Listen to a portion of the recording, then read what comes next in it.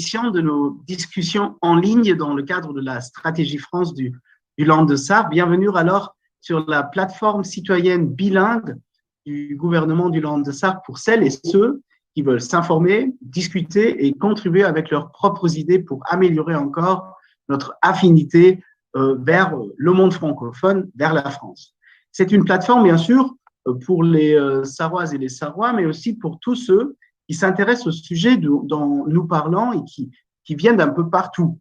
Alors, permettez-moi de présenter en quelques mots la Sarre et notre politique de rapprochement avec la France, la stratégie France, la Frankreich stratégie.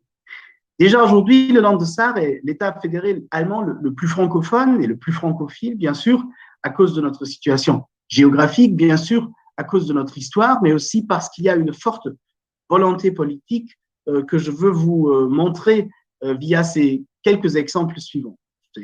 Le rôle de l'enseignement du français, plus de 50% des écoles maternelles pratiquent le bilinguisme, tandis que l'apprentissage du français fait partie du tronc commun dès l'école primaire. Autrement dit, tous les enfants sarrois apprennent, au moins au début, la langue de Molière. C'est unique en Allemagne et l'objectif, c'est le plurilinguisme en l'espace d'une génération avec l'allemand, le français, mais bien sûr aussi avec l'anglais. Au plan économique, la Sarre est notre premier partenaire, et la France est notre premier partenaire, et nous avons fait le choix d'accueillir au mieux ces chefs d'entreprise, ces entreprises, ces talents. Ainsi, nous sommes depuis 2019 le seul land qui permet de plaider en langue française devant la Cour de commerce chez nous à Saarbrück. Le rôle du français est important dans notre économie, mais aussi sur le plan culturel, mais aussi surtout sur le plan universitaire et académique. L'université de la Sarre a été fondée par la France en 1948. Aujourd'hui encore, elle est très fidèle et très attachée à cette tradition. Le siège administratif de l'université franco-allemande est à Saarbrück, et avec HTW ISFATES, l'Institut supérieur franco-allemand de technique d'économie et de sciences, une coopération entre l'Université de Lorraine et la HTW de la Sarre. Aujourd'hui, la plus grande coopération universitaire franco-allemande est chez nous. La coopération en matière de recherche, notamment sur l'intelligence artificielle, est importante. Nous avons par exemple noué un partenariat avec le ministère français de l'Intérieur et avec INRIA, pour vous donner seulement un petit exemple de la coopération en matière de l'intelligence artificielle. Sur le plan politique, bien sûr, il y a de beaux projets. Nous sommes partenaires de plusieurs institutions françaises emblématiques des territoires. Nous sommes membres d'honneur de l'Association des départements de France. Nous avons récemment organisé avec Régions de France deuxième rencontre entre les Länder allemands et les régions françaises depuis 2003, en septembre 2020, en Sarre, chez nous.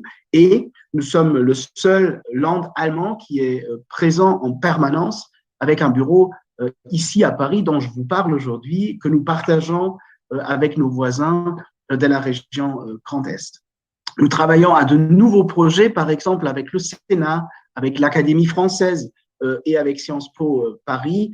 Et vous voyez, je pourrais continuer longtemps à vous faire de l'article, mais nous sommes réunis aujourd'hui pour accueillir un nouveau partenaire du Land de Sarre, le Centre des Monuments Nationaux, le CMN. Madame la directrice générale adjointe, chère Madame Senghor, c'est pour nous et pour moi un honneur et un plaisir. Merci de votre présence et bienvenue sur notre plateforme. Je suis ravi de pouvoir vous accueillir quelques semaines déjà après notre première rencontre au mois d'avril chez nous, Place des Vosges, ici à Paris. Le CMN est l'un des principaux acteurs culturels et touristiques de France. Vous gérez plus d'une centaine de monuments et pas n'importe lesquels, l'Arc de Triomphe, des châteaux de la Loire, le Mont Saint-Michel, tout ce qui fait rêver un peu, par exemple.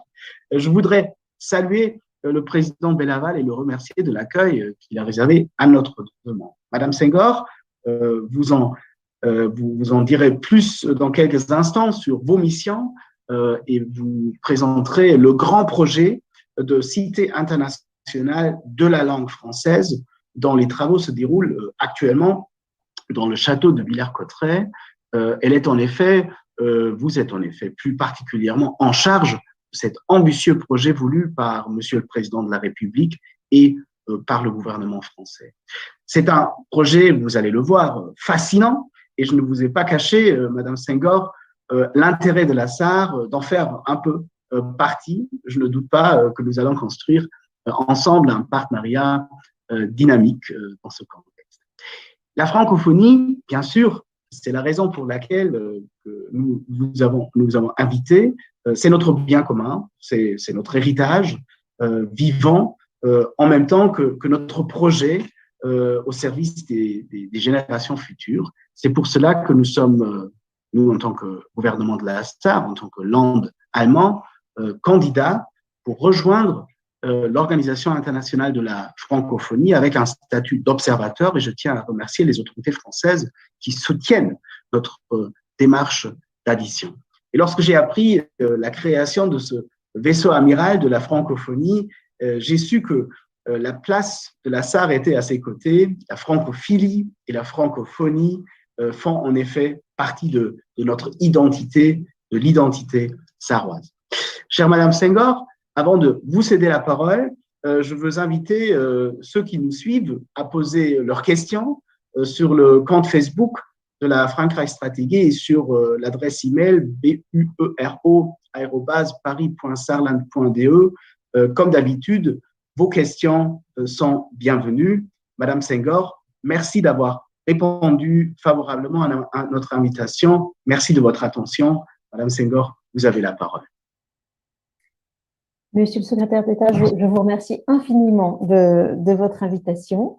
Je suis ravie d'être avec vous aujourd'hui pour vous présenter en effet, alors brièvement, le Centre des Monuments Nationaux et plus largement ce projet de Cité internationale de la langue française qui mobilise nos équipes depuis 3 ans maintenant et avec en perspective en mars 2022, donc dans moins d'un an maintenant, l'ouverture d'une première tranche, si je puis dire, de ce site tout à fait important qui se situe dans le nord de la France, à 80 km de Paris, dans le département de l'Aisne. Alors, si vous le permettez, je vais partager mon écran pour pouvoir vous présenter visuellement ce lieu. Parce que lorsque l'on parle d'un site, il est important de pouvoir s'y projeter. J'espère que vous voyez bien mon document à l'image. Alors, le Centre des Monuments Nationaux, Monsieur Thaïs l'a rappelé, est effectivement un acteur majeur du monde patrimonial en France. C'est une vieille dame, une vieille institution qui s'est transformée au cours du siècle et qui est aujourd'hui l'un des opérateurs de référence du ministère de la Culture français en ce qui concerne la restauration, l'entretien de monuments ainsi que de leur animation et leur ouverture au public.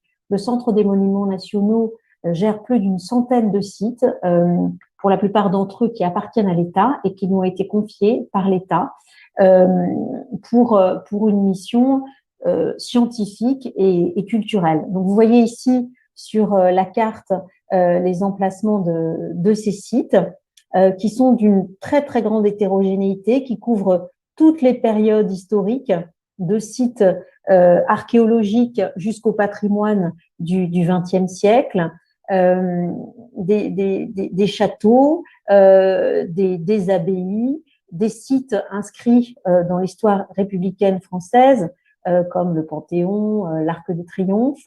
Et ce réseau est en permanente évolution avec de nouveaux monuments qui y entrent. Et aujourd'hui même, nous inaugurons d'ailleurs un nouveau site qui s'appelle l'Hôtel de la Marine, qui est situé place de la Concorde.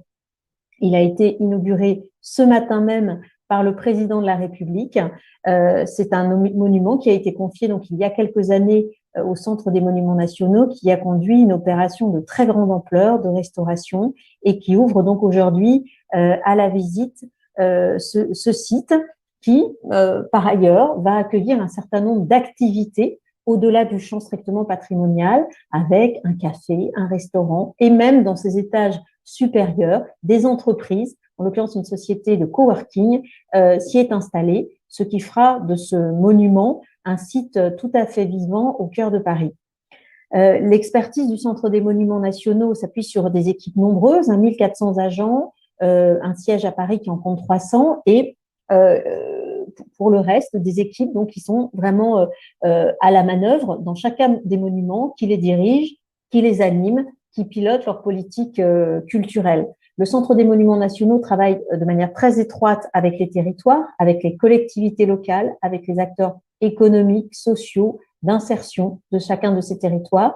Et les monuments s'inscrivent vraiment au cœur de la vie des territoires. Le Centre des Monuments Nationaux est aussi un opérateur très important de la filière économique de la restauration patrimoniale et fait travailler un très grand nombre d'entreprises sur les chantiers qu'il mène, une centaine chaque année. C'est d'ailleurs à ce titre que le Centre des Monuments Nationaux s'est vu doté par l'État l'année dernière dans le cadre de la crise sanitaire, s'est vu doté de manière assez conséquente au travers du plan de relance, puisque l'établissement a reçu 140 millions d'euros pour accélérer différents chantiers, dont celui de la Cité internationale de Villers-Cotterêts, que je vous présente plus précisément aujourd'hui. Alors voilà, simplement pour le plaisir et vous donner envie de venir visiter certains de ces sites que vous reconnaissez, le Mont-Saint-Michel, le Panthéon, l'Arc de Triomphe, la forteresse de Carcassonne et la Villa Cavrois qui se trouve dans le nord de la France, qui est un exemple de ce patrimoine du XXe siècle que j'évoquais.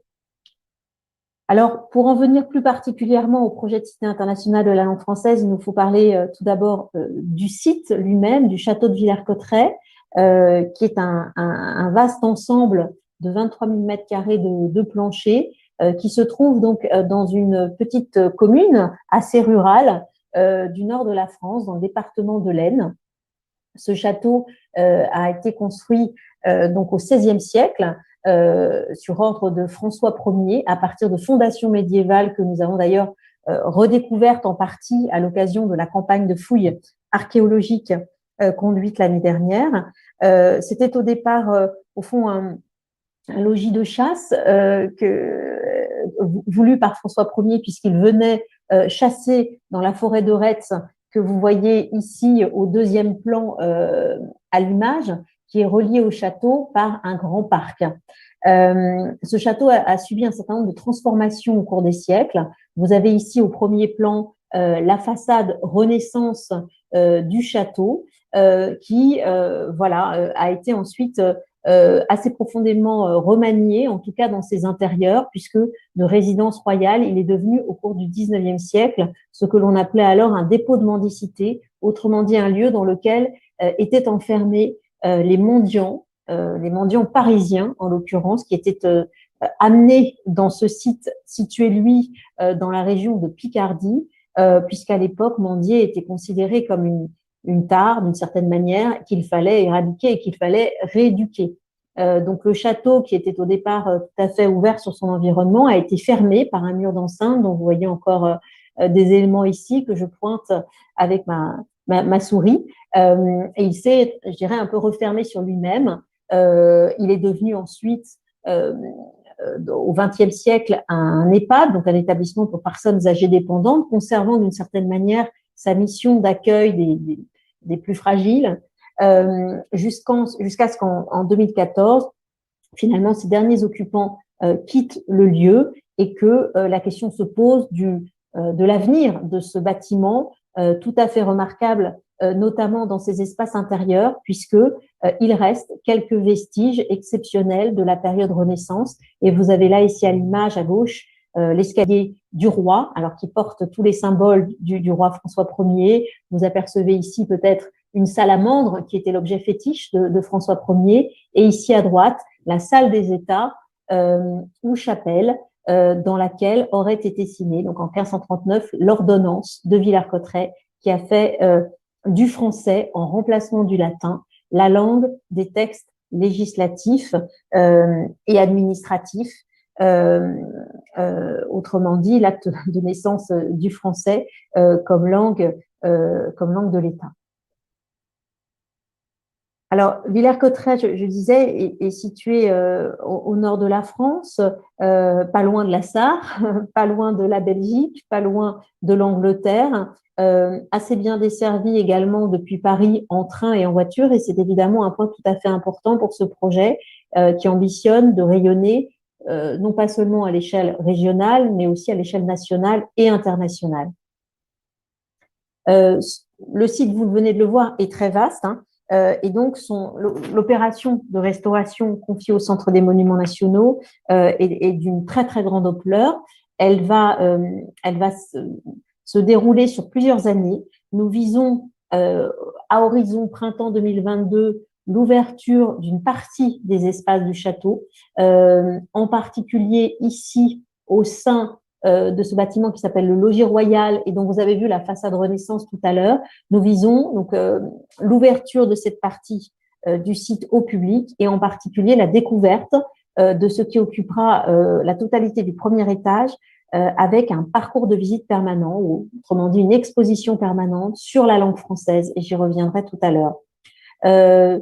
À horizon fin 2022, printemps 2023, ce sont les autres espaces culturels de la cité qui ouvriront, résidences pour les artistes, les chercheurs, les entrepreneurs, espaces d'activités pédagogiques et de formation, salles d'exposition temporaire, auditorium. Donc, tous ces éléments seront actifs et donc travailleront évidemment en synergie à partir de début 2023. Et enfin, une réflexion est en cours aujourd'hui quant à l'usage futur des autres bâtiments que je vous montre ici, situés autour de la grande cour centrale des offices du bâtiment, et puis ceux qui se trouvent ici à l'arrière-plan.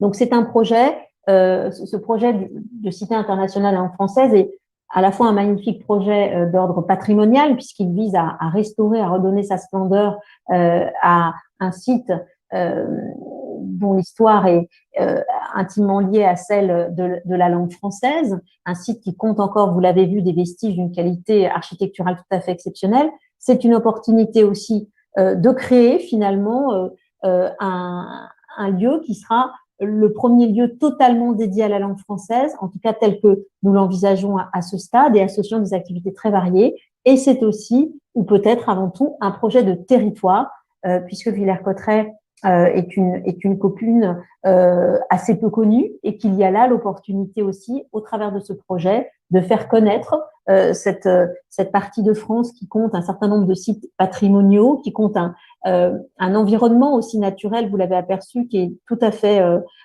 fait riche. Et ce projet constitue enfin un enjeu de développement économique, social pour ce territoire du sud de l'Aisne.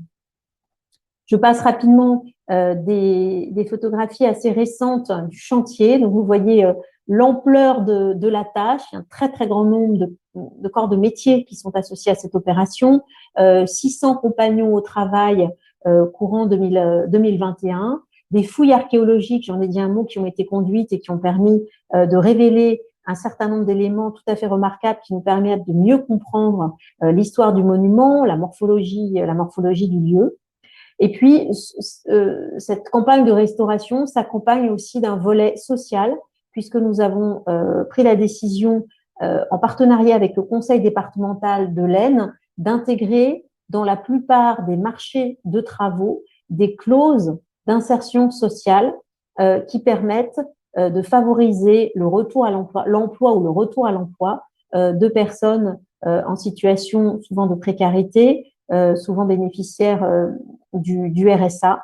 Et cette opération fonctionne tout à fait bien avec aujourd'hui à peu près 80 salariés en CDD ou CDI qui ont pu reprendre une activité professionnelle et apprendre parfois un nouveau métier au travers de ce chantier.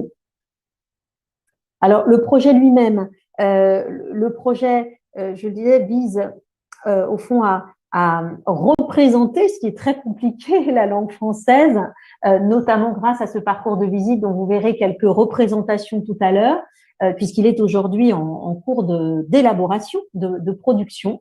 Ce projet vise aussi à finalement révéler la langue française dans sa vitalité contemporaine et dans toutes ses interactions à l'échelle internationale avec d'autres langues. La Cité internationale de la langue française a également l'ambition d'inviter ceux qui le souhaiteraient à apprendre cette langue ou à améliorer leur pratique de la langue, cette fois-ci dans une visée d'insertion économique, sociale, citoyenne. Et enfin, nous souhaitons faire de la Cité, bien sûr, un lieu d'inspiration, de travail, de collaboration pour les professionnels, qu'ils soient artistes, chercheurs, entrepreneurs, pédagogues, en leur offrant des lieux et de travail et des ressources.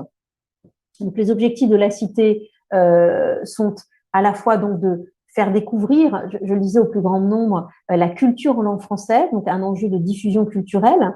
Nous sommes également très attentifs avec nos partenaires qui sont nombreux et dont le Land de Sarre fait désormais partie. Nous sommes très attentifs aux questions d'innovation, de recherche autour des grands enjeux linguistiques dans un monde numérique. Vous avez évoqué Monsieur Thijs, les questions les enjeux d'intelligence artificielle. J'ajouterais aussi ceux de traduction automatique, de bases de données, de moteurs de recherche. Voilà, nous souhaitons que cette cité soit vraiment un laboratoire. D'ailleurs, comme mentionné par le président de la République, lorsqu'il a lancé ce projet en 2018 et qu'il l'a confié au Centre des Monuments Nationaux, un laboratoire de la langue et la langue française qui se préoccupe de la francophonie, qui se préoccupe des enjeux contemporains et prospectifs autour de la langue.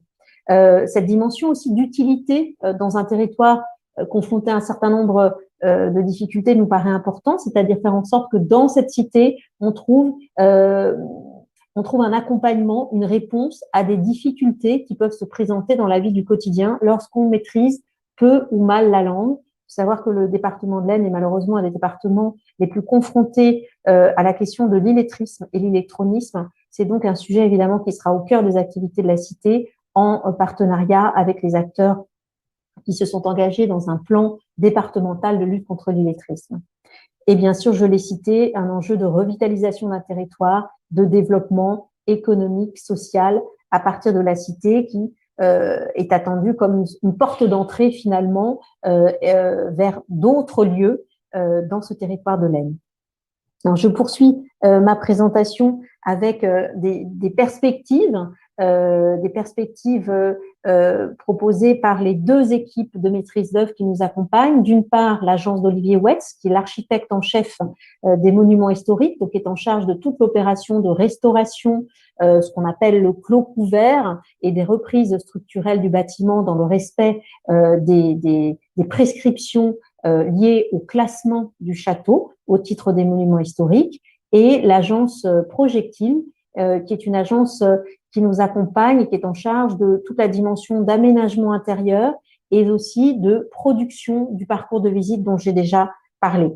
Alors, un enjeu très important pour nous, c'est dans un bâtiment, vous l'avez vu, qui est aujourd'hui assez replié, tourné vers lui-même du fait de ce mur d'enceinte qui le ceinture. Le premier enjeu, c'est de le rouvrir sur son environnement, de faciliter l'accès au château, de permettre son articulation avec son environnement, tant du côté de la ville que la forêt. Donc, nous allons rendre à nouveau le château poreux, si je puis dire, et permettre aux visiteurs de le traverser de part en part, d'entrer dans cette grande enceinte, de découvrir ces bâtiments restaurés, qu'ils viennent de la ville ou de la forêt. Donc, il y a déjà un enjeu tout simplement de découverte, de plaisir, avec la possibilité de pouvoir stationner dans ces grandes cours, de s'y installer, de flâner, de venir y lire tranquillement avant d'accéder aux espaces culturels et en particulier au parcours de visite. Sur cette frise figure de manière ramassée l'ensemble des activités que nous souhaitons développer dans la cité, je le disais, à partir de 2022 jusqu'en 2024. Donc, c'est autour de cette grande cour centrale ici, qui sera recouverte d'une verrière que vous avez aperçue juste avant d'ailleurs, verrière qui elle-même va être ornée, si je puis dire, d'un ciel de mots, et nous allons choisir ces mots d'ailleurs avec les habitants de Villers-Cotterêts. Samedi, nous avons organisé des ateliers participatifs. C'est une manière pour nous de partager le projet, bien sûr, que ce projet soit celui des habitants et qu'ils participent à sa création.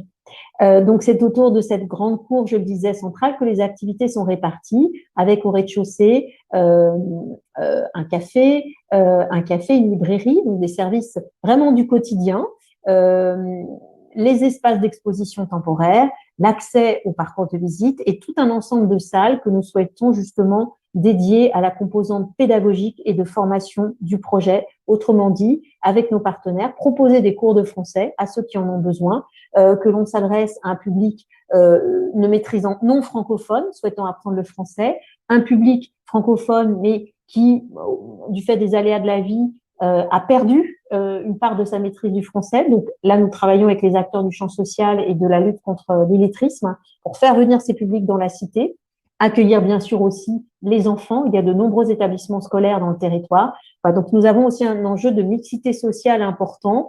Et donc, le choix a été fait en termes d'aménagement, justement, de favoriser les rencontres en attirant des populations assez différentes dans ces espaces. Ici, le bâtiment qui longe le logis royal, que vous avez peut-être aperçu tout à l'heure à l'image, sera transformé en auditorium, puisque la part de découverte culturelle au travers du parcours, d'exposition, de spectacles, d'événements sera très important. Et puis, je le disais, pour les professionnels, nous avons fait le choix d'aménager au deuxième étage, ici, un ensemble d'espaces de résidence, donc 12 ateliers exactement, qui seront mis à disposition d'artistes de toutes disciplines, de chercheurs, d'auteurs, bien sûr, d'entrepreneurs, qui seront invités à venir travailler dans le lieu, à côtoyer leurs pairs, ou côtoyer justement d'autres professionnels qui évoluent dans des sphères différentes, à rencontrer aussi les publics. Et l'enjeu étant bien sûr que cette cité puisse mettre à leur disposition les ressources qu'ils trouveront notamment au sein du parcours de visite, les invite à créer pour eux une connexion avec les publics et dans toute la diversité sociale que j'évoquais tout à l'heure. Bref, que cette cité leur permette de déployer des projets, dans le cas des chercheurs, de tester d'ailleurs des dispositifs. Voilà, donc nous considérons que cette cité peut réellement être un espace d'expérimentation et dans un esprit, vous le comprenez, vraiment d'ouverture au plus grand nombre et dans une dimension d'interdisciplinarité qui nous paraît source de créativité et d'innovation. Voilà quelques représentations du futur auditorium, donc qui sera conçu pour être très modulable afin de pouvoir accueillir tant des représentations, des concerts assis ou debout, que des événements grand public et des événements professionnels, bien évidemment. Nous souhaitons que nos partenaires puissent s'emparer de la cité et viennent y organiser des séminaires, des colloques qui feront avancer la réflexion, la recherche, le débat d'idées autour de la langue française, qui leur permettront d'échanger et de lancer des projets. Voici quelques visuels aussi des espaces de pratique, d'expérimentation, d'apprentissage de la langue française. L'esprit est toujours le même, c'est-à-dire au fond de pouvoir travailler des espaces très modulables qui pourront s'adapter avec du mobilier facile à déplacer selon les configurations de public, selon les activités, pouvoir accueillir des petits groupes d'adultes en formation ou toute une classe, pouvoir accueillir un séminaire, puis ensuite de la formation en petits groupes. Voilà, donc il nous paraît très important que le lieu puisse s'adapter autant que possible aux activités qui vont y naître. Un lieu du quotidien, je le disais, avec une librairie boutique, un café-salon de thé, des services de proximité pour les habitants, qui peuvent être autant de l'aide aux devoirs pour les enfants que la présence d'un écrivain public, que des ateliers d'éloquence, à destination notamment voilà, de ceux qui sont peut-être les plus en difficulté vis-à-vis de la langue et qui trouveraient là, dans la cité, un appui dans la vie quotidienne. Vous avez encore à l'image ici donc une vision d'un futur atelier de résidence.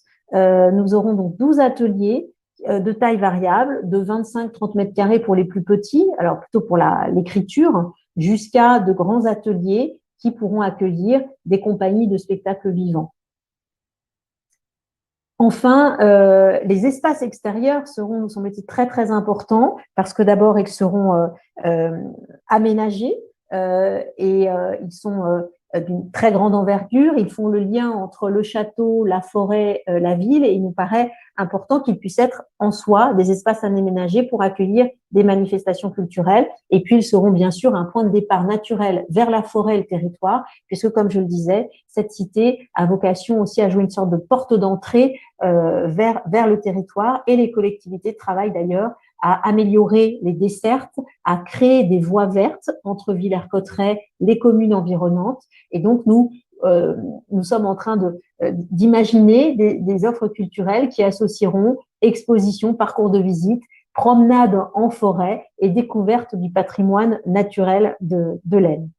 Voilà, très rapidement, il ne s'agit pas de s'apesantir, mais un certain nombre de noms qui sont cités ici, qui sont ceux de nos partenaires, dont le Land de la Sarre, avec lesquels nous imaginons de pouvoir co-construire des programmes de résidence, des actions de formation, de l'expérimentation avec les réseaux de chercheurs, bien sûr des événements institutionnels et culturels.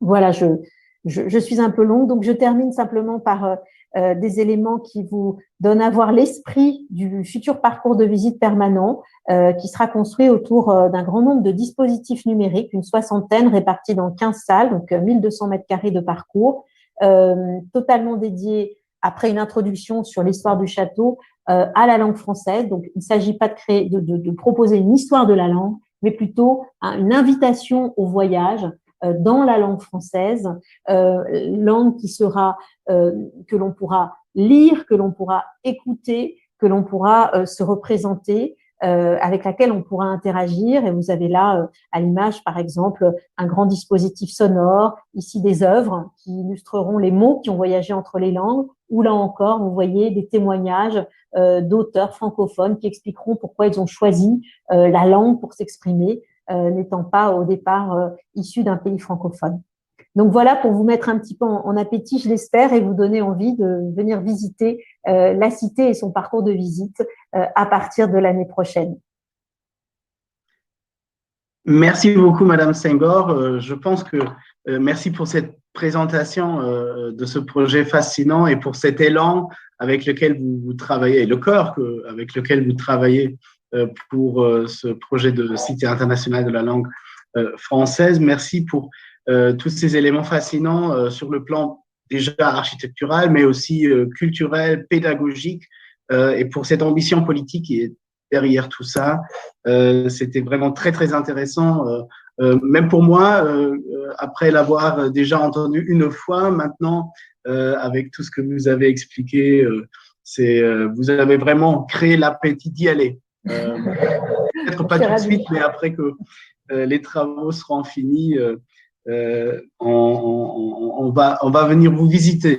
Je ne parle pas seulement pour moi, mais pour ceux qui nous suivent. Ça se montre aussi quand on regarde les questions qui ont été posées. Je vais en revenir. D'abord, j'ai deux questions de Madame Sec qui nous a écrit sur Facebook et je vais les citer. Elle nous demande, je vais le faire brièvement. Alors, est-ce qu'il est prévu, je pense que vous avez déjà répondu un tout petit peu à tout cela, est-ce qu'il est prévu d'y accueillir aussi des étudiants et des stagiaires, y compris ceux et celles qui viennent des pays non francophones, ou bien des régions francophones comme la Sarre? Et donc, la question, est-ce qu'il est prévu d'accueillir des étudiants et des stagiaires?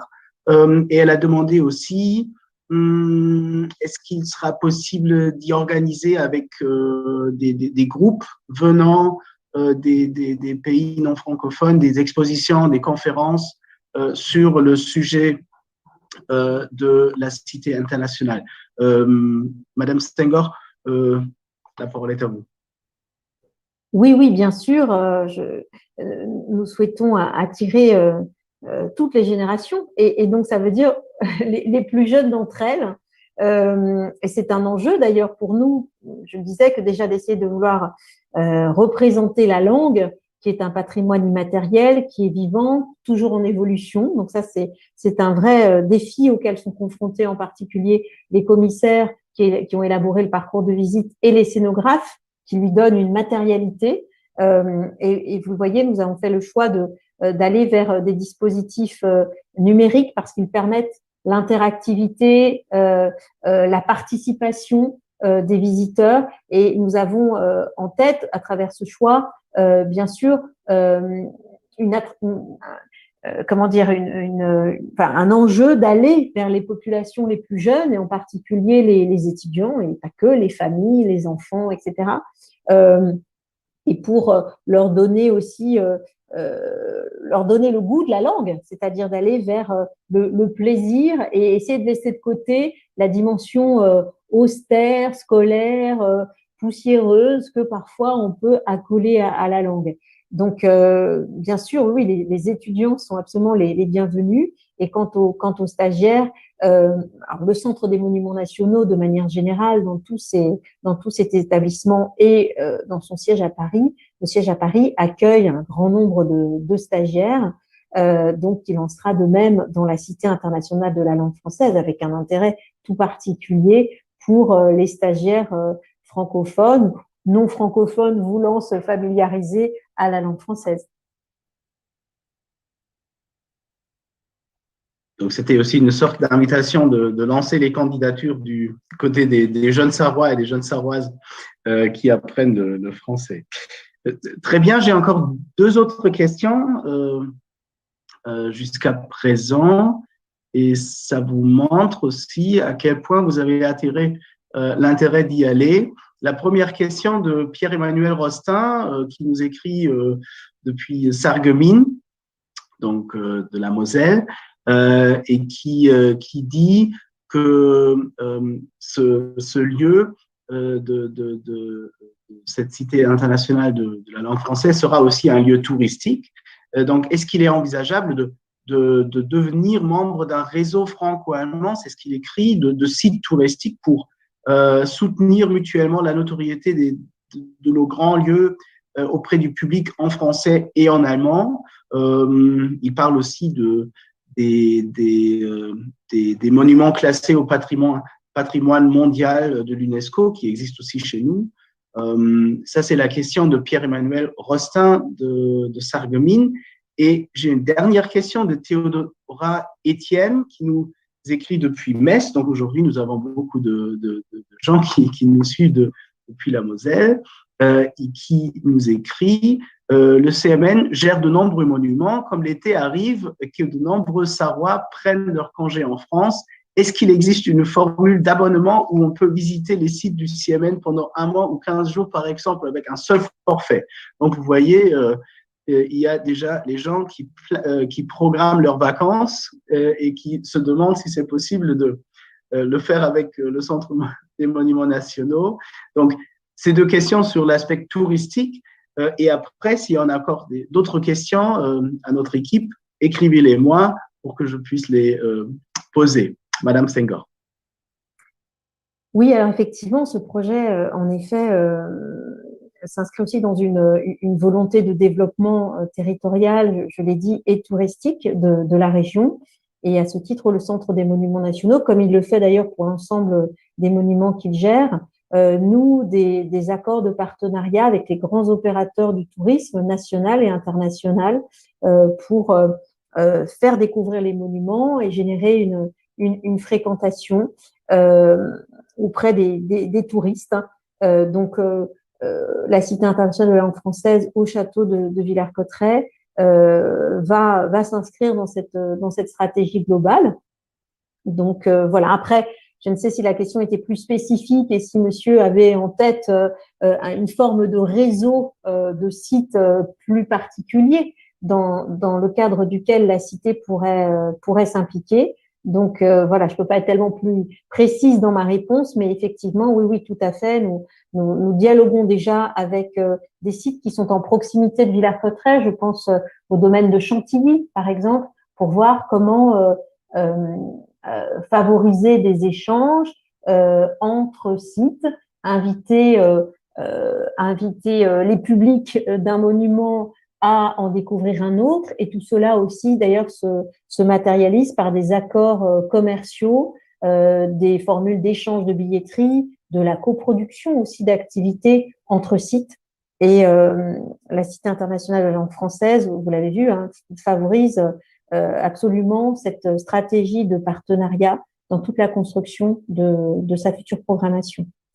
Et puis, en ce qui concerne les abonnements, alors le Centre des Monuments Nationaux a créé une formule d'abonnement qui s'appelle Passion Monument. Alors là, pour le coup, qui fonctionne à l'échelle de l'ensemble du réseau, justement pour inviter les amoureux du patrimoine et ceux qui vont le devenir grâce à cet abonnement à découvrir un monument puis l'autre au sein du réseau. Donc, vous avez vu qu'il était vraiment extrêmement divers.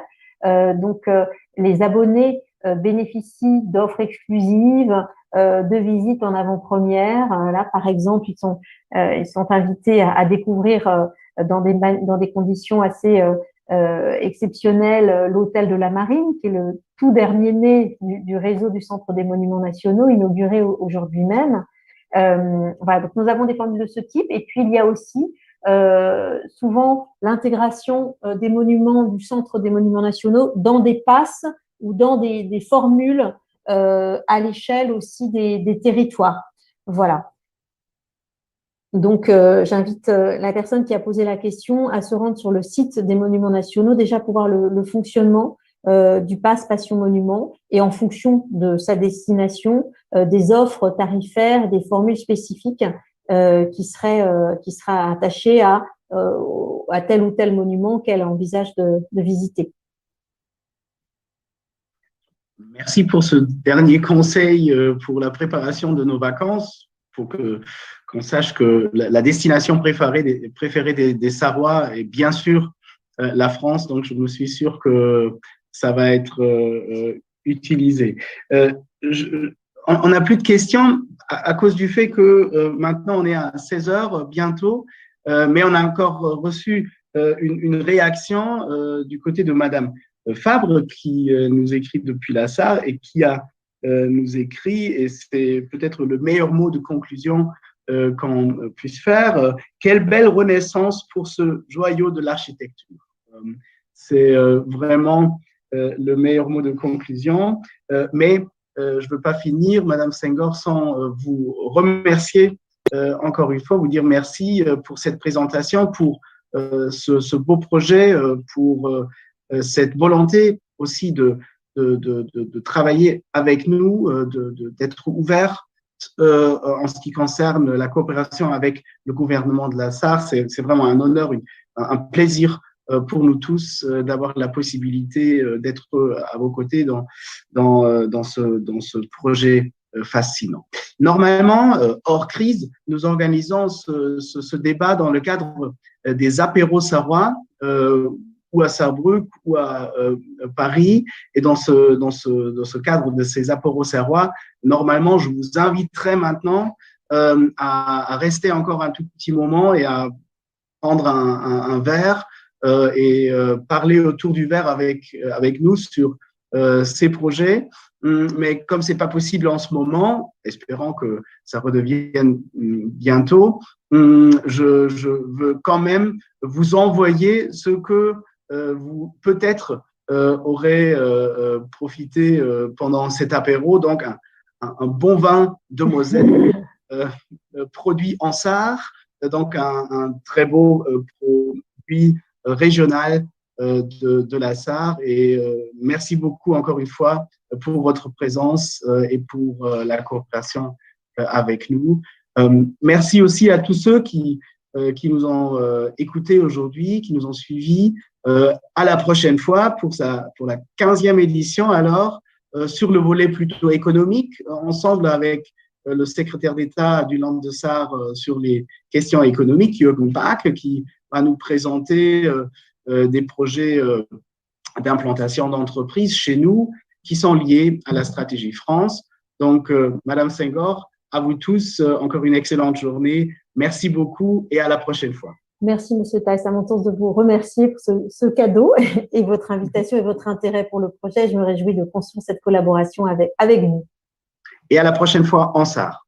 OK? Tout à fait. Au revoir. Au revoir. Au revoir.